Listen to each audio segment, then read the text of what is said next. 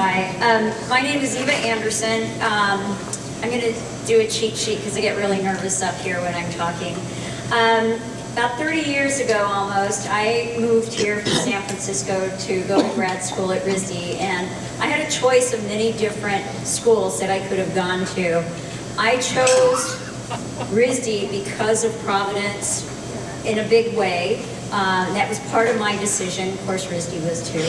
But I love the human scale here. I love what the Preservation Society has done.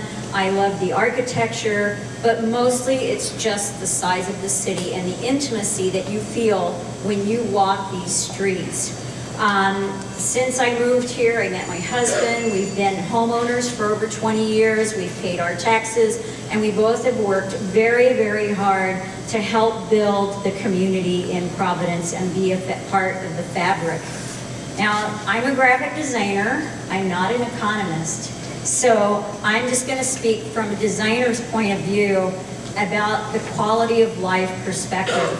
And what I see when I drive down 195 and I'm coming home is looking down the river and seeing the skyline. And I think about how at the top of my wedding ring, I want something beautiful. And if the first thing I see is a stadium, that will change my whole feeling about when I look out to the city, what is it that I'm going to see first? And it is that 5-story barricade. That's going to be my first view of Providence. And I'm not opposed to having a stadium in Providence, but just not the first thing you see when you go. And also, I don't think it's right.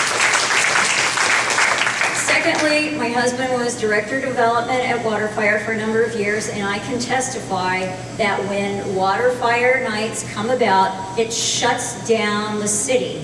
You cannot get on from the highways, it's backed up, and it's a nightmare. And when is a baseball season? It's the same season as WaterFire season, and we have to consider that.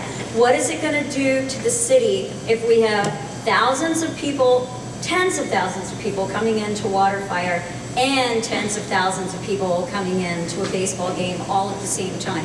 Where are we going to put them?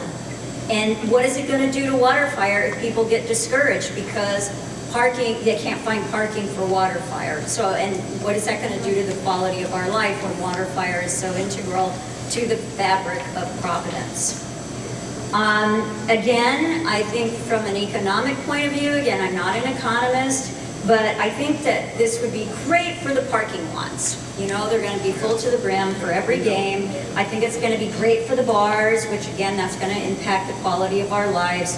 But I don't think that it's going to add to building community. And I think that is something that we really need, especially in the jewelry district, when it's so important right now. We're at such a critical time when the jewelry district, and I used to have a studio there, could really become something fabulous.